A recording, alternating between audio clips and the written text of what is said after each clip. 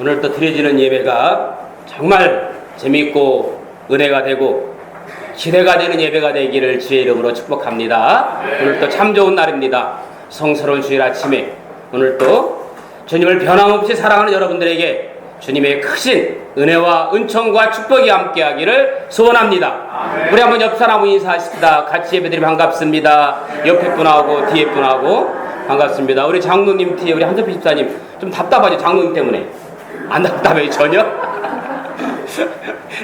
키 크신 두 분이 앞에 앉으니까 뒤에가 좀 답답할 것 같기도 해요.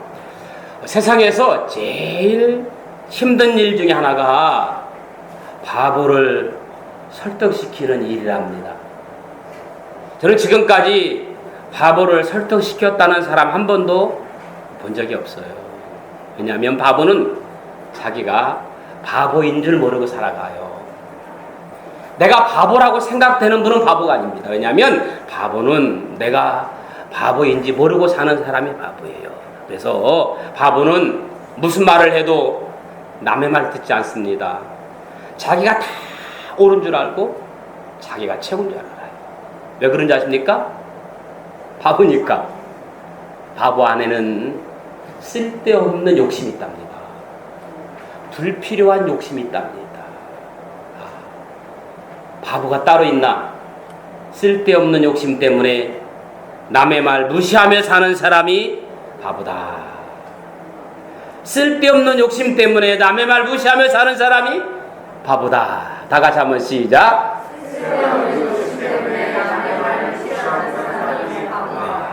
얼마 전에 제가 운전하고 이렇게 길을 가는데 이렇게 어떤 문구가 하나 있어요.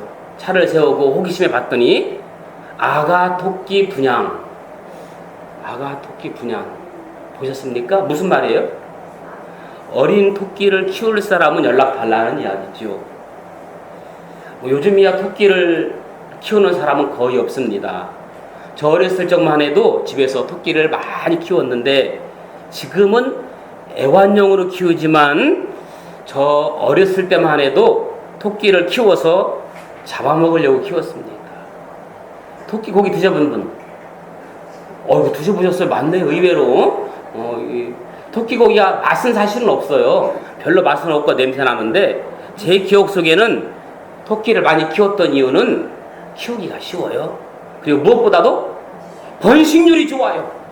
그래서 여러분들은 눈만 뜨고 나면 새끼를 낳고 눈만 뜨면 새끼를 낳고 토끼를 키우는 사람은 토끼가 자가 몇 마리 키우는지를 몰라요. 수를 셀 수가 없어요. 오죽했으면 옛날 부흥회를 하시는 부흥강사 목사님들이 교회에 부흥회 오시면 꼭 이런 말 합니다. 이 교회에 토끼 부흥하듯 부흥하게 해달라고 합심기도했던 적이 나요. 전 우리 교회가 토끼 부흥하듯이 부흥되는 역사 있기를 매일매일 그렇게 기도했으면 좋겠어요. 지금 우리 교회가 필요한 것은 토끼가 부흥하듯이 그렇게 부흥되는 역사가 필요한 줄로 믿습니다. 가끔 할머니 댁에 가면 토끼를 키웠는데 할머니가 저에게 토끼 풀을 주면서 야 이거 먹이를 주어라 저에게 심부름 시키는 적이 있습니다. 그러면 토끼들이 제가 먹이를 주니까 좋아해야 돼요? 도망가야 돼요? 좋아해야 되는데 토끼는 도망을 갑니다. 어리석게도 먹을 것을 주는데 도망칩니다. 아니 고맙다고 꼬리를 쳐도 부족할 판에 도망갑니다. 우리가 때때로 이렇게 토끼처럼 어리석을 때가 있어요. 하나님 앞에서 다시 한번 나의 모습을 보게 됩니다. 하나님께서 나를 도우려고 다가오시는데 하나님께서 나에게 힘을 주고 은혜를 주고 나의 삶을 미래를 지켜주시기 위해서 하나님께서 나에게 다가오는데 우리는 토끼처럼 자꾸만 뒤로 도망치는 나의 모습을 한번 생각해 봅니다. 어쩌면 바보처럼 나의 쓸데없는 욕심에 나오는 두려움 때문인지도 몰라요. 반대로 강아지를 좋아하는 사람은 참 많아요. 강아지를 좋아하는 이유를 모르면 한결같이 자기를 사랑해주고 좋아하면 꼬리를 치고 늘 기쁘게 반응하기 때문에 강아지를 좋아한다 이런 얘기를 합니다. 반응하는 삶. 내가 하나님께 드릴 수 있는 최고의 선물은 뭘까? 내가 하나님께 은혜를 받고 하나님의 사랑을 받았다면 내가 하나님께 받은 그 은혜의 사랑의 표현을 무엇으로 선물할까? 그것은 하나님이 나에게 주신 것에 대해서 기뻐하고 하나님의 은혜에 대해서 감사로 반응하는 거예요. 그래서 우리의 삶은, 하나님의 자녀는 감사하면서 사는 거예요. 할렐루야! 원망하고 짜증하고 불평하는 것이 아니라 하나님의 삶은 어떤 삶 속에서도 감사하고 감격하고 기뻐하는 삶이 하나님의 자녀의 삶인 줄로 믿습니다. 아멘. 바보는 기뻐할 줄도 모르고 감사할 줄도 모릅니다. 심지어 하나님을 인정하지도 않습니다. 단지 쓸데없는 자기 욕심 속에서 살아가는 사람 되지 않기를 축복합니다. 시편 14편 1절에 보니까 어리석은 자는 그 마음에 이르기를 하나님이 없다 하도다. 하나님 없다고 하는 사람이 가장 어리석은 사람이에요. 어느 교회에 자매 하나가 화상을 입었어요. 그래서 그 교회에서 그 자매를 볼 때마다 안타까워해요. 그래서 한 분이 이 자매에게 선물을 하고 싶어서 목사님이 찾아가서, 목사님, 제가 병원에 있는 자매에게 책을 선물하고 싶은데 지선아 사랑해를 사주고 싶다는 얘기를 했어요. 지선아 사랑해 알지요? 화상 입은 그 자매가 그 딛고 일어서면서 삶을 살아가는 모습, 이것을 선물해주고 싶었던 거예요. 그래서 목사님에게 제가, 목사님, 이런 책을 이 자매에게 선물하고 싶습니다. 그랬더니 담임 목사님이 의외의 말을 해요. 그 책 선물하지 말고 내가 쓴 자신감을 추천하는 거예요. 담임 목사님이 쓰신 거. 속으로 이런 목사님이 다 있나. 어떻게 자기가 쓴 책을 추천할 수 있는 감이 살짝 분노를 했답니다. 마침 서점에 가서 책을 사려고 지선아 사랑해 그 책을 사려고 했더니 품절이 됐더래요. 그래서 갑자기 목사님이 추천하신 자신감 책을 봤더니 그 책은 하나도 안 나가고 쫙 잣더미처럼 쌓여있더래요. 그래서 어쩔 수 없이 목사님 말씀 듣고 자신감이라는 책을 가지고 병원에 이제 신방을 갔습니다. 그런데 이제 고통당하는 자매에게 포장된 책을 선물로 주었습니다. 그러자 그 자매가 첫마디가 혹시 지선아 사랑해는 아니죠? 뜨끔했던 거예요. 자기가 사려던 책이었기 때문에. 아니에요. 이 책은 자신감이에요. 그제서야 그 자매가 감사해요 하면서 나는 또 그 책인 줄 알았어요. 그 책은 내가 병원에 있는 동안 이미 16번이나 받았거든요. 여러분, 때로는 자기 욕심, 자기 입장에서의 선물은 오히려 짐이 될 때가 있어요. 우리가 잘 아는 이야기 있잖아요. 사자와 소가 서로 사랑해서 결혼을 했습니다. 저녁마다 사자는 소에게 고기를 주고 소는 그것에 보답하기 위해서 열심히 풀을 뜯어서 사자에게 풀을 줬다는 이야기. 결국 서로가 사랑을 했지만 헤어졌다는 얘기가 있었습니다. 여러분, 너나 할 것 없이 모든 인간은 욕망을 갖고 살아갑니다. 우리에게 꼭 필요한 기본 욕구야 당연히 채워야 되겠지만 과도한 욕망을 채우려고 애쓰다 보면 자칫 낭패를 당할 수 있다는 이야기입니다. 여러분, 인생이 왜 망할까요? 여러 가지 이유를 댈 수 있겠지만 중요한 한 가지는 지나친 욕심, 지나친 욕망 때문에 인생이 망한다는 사실을 오늘 본문을 통해서 우리에게 가르쳐주고 있습니다. 그래서 욕망을 제어하지 못하고 정신없이 따라가다 보면 반드시 패망하고 만다는 겁니다. 오늘 본문은 지나친 욕심 때문에 망한 사람들의 이야기입니다. 오늘 열왕기상 21장에 보면 나봇이라는 사람이 있거든요. 이 나봇이라는 사람이 열왕기야 오늘 21장에 성경을 보니까 이름이 19번이나 기록되어 있더라고요. 자, 오늘 본문은 이 나봇의 포도원을 욕심낸 아합과 이세벨의 이야기입니다. 아합은 왕입니다. 여러분들이 잘 아는 것처럼 북이스라엘의 7대 왕으로 이스라엘 역사상 가장 사악한 왕, 욕심 많은 왕이 아합입니다. 그런데 설상가상으로 이 아합이 왕비를 들여왔는데 이방나라 공주 이세벨을 왕으로 들였죠. 그런데 이 이세벨이 얼마나 간악한 우상 숭배자인지 몰라요. 남편 아합 왕을 깨어가지고 온 이스라엘에 바알과 아세라, 신, 우상 등을 다 가지고 이스라엘이 우상 소굴이 됩니다. 여러분, 우상 종교의 특징이 뭡니까? 예나 지금이나 세속적인 욕망을 채워준다는 겁니다. 세속적인 욕망을 채워준다고 속이는 겁니다. 하나님은 필요한 욕구는 채워주시지만 과도한 욕망까지 채워주시는 하나님은 아니시라는 거예요. 하나님은 필요한 욕구는 채워주시지만 과도한 욕망까지 채워주시는 하나님은 아니다. 다 같이 입으로 시작.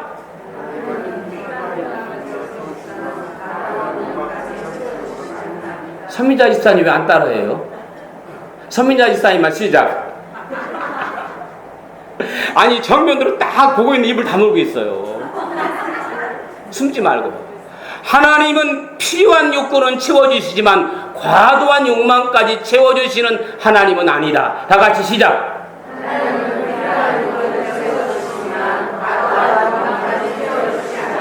믿어지시면 아멘. 아합과 이세벨도 마찬가지입니다. 그 마음속에 세속적인 욕망, 세속적인 욕심에 가득한 사람이었어요. 그 욕망 채우려고 별의별 짓 다 합니다. 눈에 보이는 것, 갖고 싶은 것이 있으면 무조건 자기 걸로 만들어야 적성이 풀리는 사람. 오늘 본문에 아합 왕과 이세벨은 나라의 왕이며 어떻게 하면 나라를 평화롭게 할까? 어떻게 하면 백성들을 굶지 않고 백성들을 행복하게 만들어줄까? 이런 걸 고민하고 연구하면서 기도해야 될 텐데, 아합 왕은 욕심 때문에 좋은 것 있으면 누구 거든지 다 빼앗아서 자기 걸로 만들려고 하는 그런 욕심이 이 아합 왕에게 있었다, 그 말입니다. 심지어는 하나님 배반하고 우상 숭배를 하는 데서 그치지 않고 백성들을 압제하고 탐나는 것은 무조건 강탈하는 데까지 서슴지 않았습니다. 이렇게 욕망과 욕심을 채우다 보면 하나님을 거역하는 것뿐만 아니라 나중에는 사람들이 치는 폭력성까지 나타나게 된다는 겁니다. 여러분, 욕심이 지나치면 나중에는요 폭력까지 돼요. 빼앗기 위해서. 자, 그래서 오늘은 불행을 자초한 아합과 이세벨에 대해서 먼저 생각해 보려고 합니다. 이들은 온갖 욕망의 포로가 된 사람이에요. 여러분, 인간이 아무리 욕심과 욕망을 채우려고 길을 써도 그것이 영원한 행복일 수는 없잖아요. 그리고 결국 패망하잖아. 아합과 이세벨이 바로 그런 사람입니다. 자, 오늘 본문을 살펴보면 그들이 얼마나 사악했는지, 그리고 얼마나 어리석었는지, 그리고 얼마나 비참하게 인생을 마쳤는지 한번 확인해 보십시다. 그 당시 북이스라엘의 수도는 사마리아였죠. 그곳에 사마리아의 근사한 궁전이 하나 있었습니다.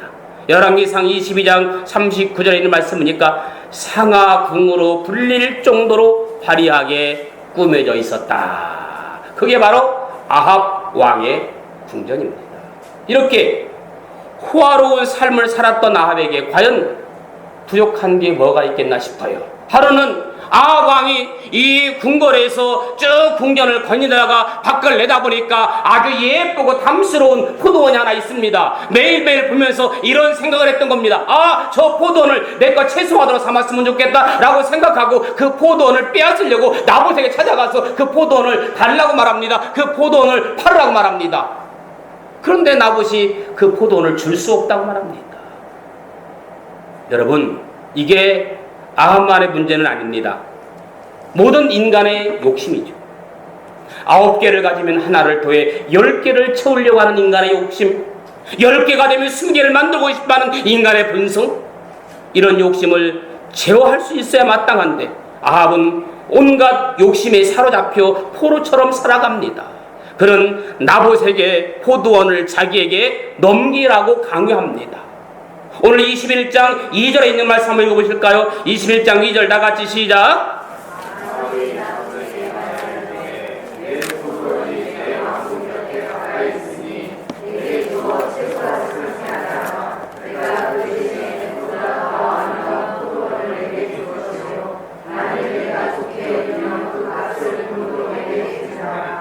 아멘.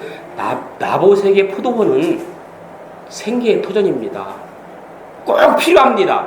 이 포도원으로 삶을 영위해 나가는 정말 중요한 생애 터전입니다. 꼭 있어야 되지만 아합에게 있어도 그만 없어도 그만이에요. 그럼에도 불구하고 굳이 그것을 빼앗으려고 합니다. 돈을 얼마든지 쳐준다고 했지만 왕이 요구하는 것 자체가 압력이지만 물론 나보세요. 엄청난 돈을 받고 넘겨줄 수 있습니다. 왕이 그냥 달라는 게 아니에요. 값을 쳐주겠다는 겁니다. 여러분 이거 사실 세상 말로 말하면 부르는 게 값입니다. 요즘 말로 말하면 땡 잡은 거고 요즘 말로 말하면 인생 로또 맞은 거죠. 그렇죠? 왕이 그걸 갖고 싶다는데 달라는데 그냥 달라는 게 아니라 값을 쳐달라고 하는데 왜 안 줍니까? 왜 안 팝니까? 그런데 나봇은 팔 수도 넘겨줄 수도 없습니다. 문제 하나 드릴게요. 나봇이 이 포도원을 팔 수도 넘겨줄 수 없는 이유가 뭘까요? 시원한 선풍기 하나 드릴게요. 예? 한수필 집사님 뭐라고요? 크게 얘기해봐요. 조상의 할렐루야. 더운데 선풍기 하나 붙이대. 집사님 얼른 나와보세요. 빨리. 이거 어려운 건데. 네, 자. 깜짝 쇼예요. 보세요. 왜냐하면 이스라엘 사회에서는 토지는 하나님이 주신 기업으로 조상으로부터 물려받는 대로 보존하게 돼 있었어요. 레위기 25장에 23절 보면 정확히 답이 나와 있어요. 레위기 25장 23절 적었다가 지금 찾지 말고 한번 보세요. 레위기 25장 23절 보면 토지를 영구히 팔지 말 것은 토지는 다 내 것이라. 아무리 왕이 요구해도 거절할 수밖에 없는 거예요. 우리 같으면 그러거나 말거나 돈만 많이 준다면 팔았을지도 몰라요. 그러자 아합의 반응이 어땠습니까? 화가 난 거지요. 왕이 달라는데 판다는데 그걸 안 주니까. 열왕기상 21장 4절에 보니까 내 조상의 유산을 물려줄 수 없다 하므로 아합이 어떻게 했어요?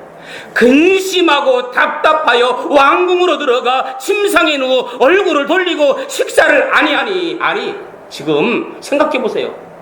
나라의 왕이 말입니다. 자기가 갖고 싶은 포도원을 갖지 못했다고 밥도 안 먹고 입을 뒤집어 쓰고 애들처럼 징징댑니까? 이거 생각해 보세요 여러분. 마치 떼쓰는 어린아이처럼. 이것은 어쩌면 자신의 욕망을 충족시키지 못하자 속이 상해서 어쩔 줄 모르는 정말 어리석 한심한 저와 여러분들의 모습일 수도 있다는 겁니다.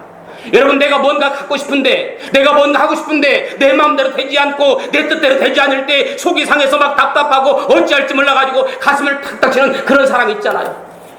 내가 뭔가 노후를 위해서 준비하고 싶은데 뭔가 노후의 비전도 보이지 않고 지금 현재를 생각하면 답답하고 이러지도 못하고 저러지도 못해서 그냥 속이 상해서 어쩔 줄 모르는 이 아합과 같은 우리의 삶을 살고 있지 않느냐, 그 말입니다. 여러분, 여기서 우리는 중요한 진리를 하나 발견하게 됩니다. 아무리 소유가 많아도 그 소유보다 욕망이 더 커지면 인간은 불행할 수밖에 없다는 사실입니다. 여러분, 우리나라 경제 발전이 불과 몇십 년 전과 비교할 때 어마어마하게 풍요로워졌잖아요. 그런데 우리 국민의 행복도는 OECD 국가들 중에 하위에 빌려 있잖아요. 왜 그럴까요?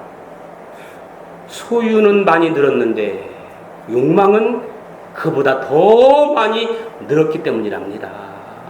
소유가 아무리 많아져도 욕망을 따라가지 못하니까 불행한 거예요.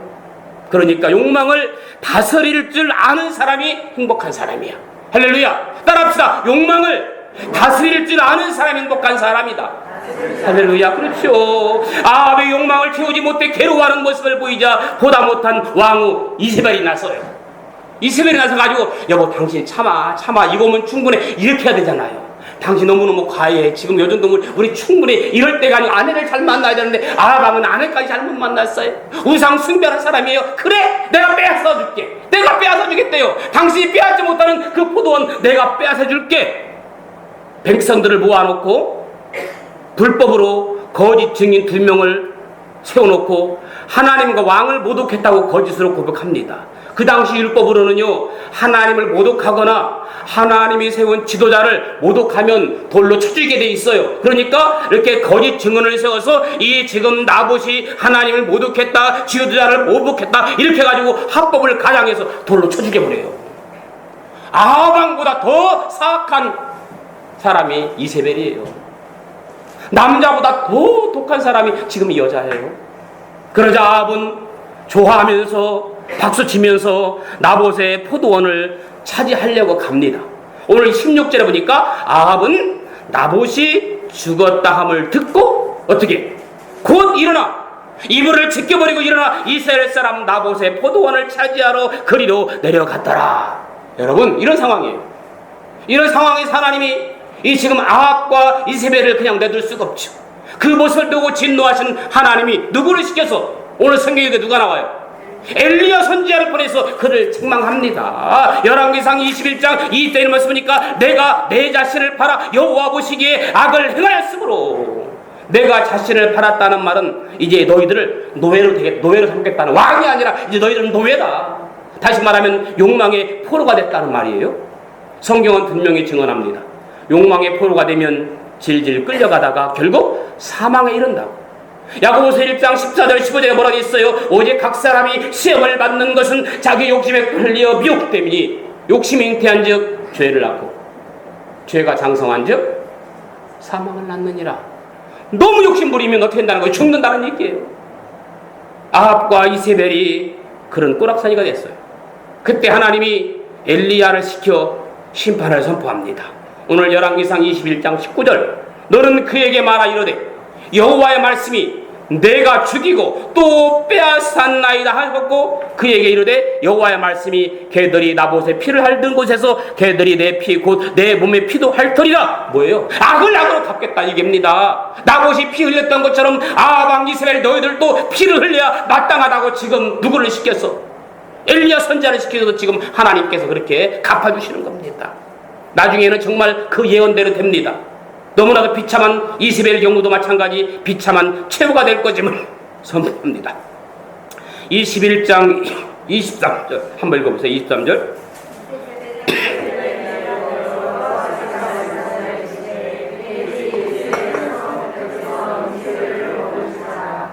이세벨에 대하여도 여호와께서 말씀하시되 내가 나봇을 죽인 것처럼 너도 그렇게 되리라. 후에 예후가 그녀를 죽이는데 그 시체가 찢긴 채 여기저기 놔둔 거로 개들이 먹었다고 열왕기하 9장에 보면 나와요. 얼마나 비참한 일인지 몰라요.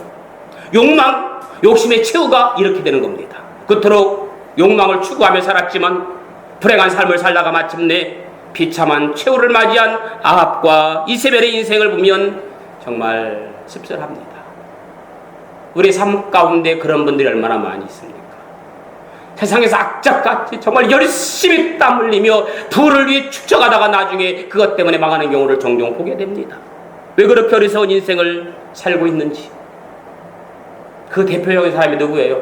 아합왕과 버금가는 사람이 구약성에 또 있어요. 누굽니까? 솔로몬이잖아요. 그는 태어나면서부터 왕자였어요. 장성에서 왕이 됐어요. 무엇 하나 부족함이 없는 솔로몬. 재물도 권세도 명예도 쾌락도 최고였습니다. 왕들 중에 최고였습니다. 그럼에도 불구하고 역시 욕망은 끝이 없나 봅니다. 그는 조금만 더 추구하다가 열왕기상 10장에 보면 그가 얼마나 호화롭게 살았는지 오히려 이 아합왕보다 성경에 보니까 레바논의 백향목으로 건축한 궁전에서 정금을 입힌 상하 보좌에 앉았더라. 금그릇으로 음식을 먹고 왕궁에는 아예 은그릇 자체가 없을 정도로 화려했다 그랬습니다. 그가 얼마나 유명했는지 멀리 스바 여왕이 사절단과 함께 내방했고 주의 나라 백성도 평생의 소원이 그를 한번 만나보는 것이었다라고 기록되어 있습니다. 열왕기상 11장이면 후궁이 700명이고 첩이 300명이었다고 했습니다. 백제의 마지막 황제 의자왕이 3,000궁녀를 따랐잖아요. 그럼에도 불구하고 그의 마음속에는 욕망과 욕심이 끊임없이 솟아났습니다. 기가 막힌 것은 아무리 그래도 솔로몬 자신은 전혀 행복하지 않았다고 고백합니다. 앞서 말씀드린 것처럼 소유보다 욕망이 많으면 아무리 소유가 많아도 불행한 게 이칩니다. 그는 하나님에게서 멀어지면 세상의 욕망에 사로잡혔고 그러다 보니까 끊임없이 곤고합니다. 나중에 가서야 깨닫죠. 나중에 가서 회개하죠. 아, 이때는 늦으리. 그제서야 정신을 차리고 참여하는 마음으로 기록한 게 바로 뭡니까? 전도서입니다. 전도서는 뭐라고 고백합니까? 헛되고 헛됨에 모든 것이 헛되도다. 인생 헛되도다. 그 구절들이 인생이 헛되물로라 했습니다. 내가 모든 것을 다 누려봤지만, 내가 구경을 다 누려봤지만 나중에 다 별거 없더라. 다 별거 없더라. 이게 인생의 전도서입니다. 그렇게 욕망을 따라 살았지만 사실은 그 마음속에 만족함이 없음을 고백하는 게 전도서입니다. 특히 전도서 5장 10절에는 이렇게 고백합니다. 은을 사랑하는 자는 은으로 만족하지 못하고 풍요를 사랑하는 자는 소독으로 만족하지 아니하니 이것이 헛되도다. 욕망은 하나님 대신 세상을 사랑하는 것이라는 것을 솔로몬은 뒤늦게 그 사실을 깨닫습니다. 욕망은 하나님 대신 세상을 더 사랑하는 것이 욕망이라고 하는 것은 솔로몬을 깨달았어요. 아멘. 이제 말씀을 바꿔서 행복을 발견한 그리스도의 삶이 되었으면 좋겠습니다. 다시 말씀드리면 욕망의 물질의 욕심의 포로가 되지 말고 사랑의 포로가 된 사람들이 되라는 거예요. 욕망 매실에 하나님의 사랑에 이끌려 살면 행복한 인생이 펼쳐집니다. 이게 그리스도의 특권입니다. 십자가를 통해서 하나님의 사랑을 깨닫고 그 사랑에 감동되어 살아가는 게 바로 신앙생활. 아멘. 하나님의 사랑을 깨닫고 하나님의 사랑에 감동되어 살아가는 게 신앙생활이에요. 그래서 하나님을 사랑하는 사람 말씀에 그리워지고 말씀에 뜨거움이 있고 말씀에 사모함이 있고. 아멘 좀 해봐요. 다시 한번 할게요. 말씀에 뜨거움이 있고 말씀에 사랑이 있고 말씀에 은혜가 있고 말씀을 들어도 시간 가는 줄 모르는 그런 은혜. 아멘. 그냥 뒤에 시간 생각 아니하고 그냥 말씀에 푹 빠졌으면 좋겠어요. 아멘. 그런 인생이 되기를 주님을 간절히 축원합니다. 그러므로 진정한 그리스도인은 사랑의 포로가 된 사람이에요. 사도 바울은 사랑의 포로가 된 우리의 삶을 이렇게 고백합니다. 고린도후서 5장 14절 그리스도의 사랑이 우리를 강권하시는도다. 그리스도의 사랑이 우리를 강권하시는도다. 우리가 생각하건대 한 사람이 모든 사람을 대신하여 죽었은즉 모든 사람이 죽을 것이라. 뭘 말합니까? 예수 그리스도의 사랑, 예수 그리스도의 부의 열림, 예수 그리스도의 십자가, 예수 그리스도의 죽으심으로 말미암아 우리가 다 나음을 얻었도다. 그가 찔림은 우리의 상함을 인하며 그가 상 우리의 죄악을 인함이라. 그가 징계를 받음으로 우리가 나음을 얻었도다 했잖아요. 그리스도의 십자가, 그 사랑이 강건함으로 그 사랑에 이끌려 살아가는 사람이란 말이에요. 그러므로 이제는 죄와 욕망의 노예가 아니라 그리스도의 말씀의 종으로 살아가십시다. 바울이 권면하는 바가 바로 이겁니다. 갈라디아서 5장 1절에 그리스도께서 우리를 자유롭게 하시려고 자유를 주셨으니 그러므로 굳건하게 서서 다시는 종의 멍에를 매지 말라. 종의 멍에는 뭐예요? 죄와 욕망의 노예로 살아가는 것을 의미합니다. 이제 거기서 구원해 주셨으니 이제 다시는 욕망의 포로가 되지 말라는 겁니다. 말씀을 정리해 보려고 합니다. 예수님을 믿는다는 것은 죄와 욕망에 끌려다니던 옛사람이 죽고 새사람이 되었음을 의미하지요. 이미 육체의 욕망을 십자가에 못 박았으므로 그 은혜를 의지함으로 너희가 넉넉히 욕망을 물리칠 수 있느니라. 갈라디아서 5장 24절에 그리스도 예수의 사람들은 육체와 함께 그 정욕과 탐심을 어디에? 십자가에 뭐했느니라? 못 박혔느니라. 아멘. 더 나아가 이제는 적극적으로 하나님 말씀에 이끌려 순종하며 살아가라는 거예요. 그게 바로 하나님의 사랑의 징표입니다. 시편 119편 9절에는 청년이 무엇으로 그 행실을 깨끗게 하리이까? 주의 말씀만 지킬 따름이라. 죄와 욕망에 빠지지 않고 행실을 깨끗하게 하는 것은 오직 말씀을 지킬 때 가능한 겁니다. 그런데 실제로 이 험한 세상에서 말씀대로 살아가 보려면 어떻겠습니까? 여러분, 내가 말씀대로 믿음대로 살아가 보려고 하면 주위의 사람들이 그래 너 믿음대로 살아라, 말씀대로 살아라 박수 쳐줍니까? 그렇지 않거든요. 다른 사람들이 박수 쳐줍니까? 아니에요. 다른 뭐라고 했어요? 사단은 끊임없이 우리 마음속에 속상이잖아요. 왜 너만 유별나게 그러냐? 여러분, 교회에서 누가 열심히 하면 사람들이 뭐라고 해? 왜 너만 열심히 그러려고 그러냐? 아니, 다른 사람 옆에 동료들이 그래요. 아니, 내가 못하는 거 다른 집사님은 집사님 참 잘한다, 나는 못하지만 집사님 너무너무 존경스러워, 사랑해, 내가 집사님 위해서 기도할 게 이래야 되는데, 아니 왜 너만 그래? 너만 사람이니 다른 사람들인데 왜 너만 유별나 그래? 옆에 있는 사람이 그런다는 거야. 그렇게 성공하겠어요? 이것도 저것도 해봐야지 왜 여기만 매달려 있느냐고. 세상에서 어떻게 너처럼 이렇게 융통성 없이 살아가니, 꼭 막혔니, 예수님밖에 모르니. 사랑하는 여러분, 바울은 십자가 사랑을 입은 자로서 복음 전파의 사명에 이끌려 살았습니다. 이제까지는 나를 위해 살았지만 남은 인생은 남을 위해 살겠다. 이게 바울의 고백이에요. 요한복음 21장에 보면 내가 나를 사랑하느냐 예수님께서 물으십니다. 내가 나를 사랑하느냐 예수님께서 물으십니다. 내가 나를 사랑하느냐 예수님께서 물으십니다. 몇 번 물으셨어요? 3번 물었잖아요. 3번 물었을 때 내가 주님을 사랑하는 줄 주께서 아시나이다. 그렇게 고백할 때 예수님께서 베드로에게 그러면 내 양을 먹이라. 여러분과 과연 무엇에 이끌려 인생을 살아가고 있습니까? 무엇이 내 마음을 움직이고 있습니까? 아직도 세상의 욕심과 욕망에 이끌려 살고 있습니까? 아니면 주님의 사랑에 이끌려 살고 있습니까? 그게 우리 인생의 행복과 불행을 정합니다. 주님의 사랑에 이끌려 사느냐, 세상의 욕심과 욕망에 이끌려 사느냐가 인생의 행복과 불행을 좌우한다 그 말이에요. 부디 아합과 이세벨의 비참한 인생을 교훈 삼아서 사랑의 포로가 되어서 아멘 행복하고 아름다운 인생으로 살아가는 저와 여러분 되기를 주님의 이름으로 간절히 축원합니다. 아멘. 기도하겠습니다. 우리 시간 한번 기도할 때 같이 기도하기 원합니다. 주님, 욕심의 포로자가 되지 않게 하여옵소서.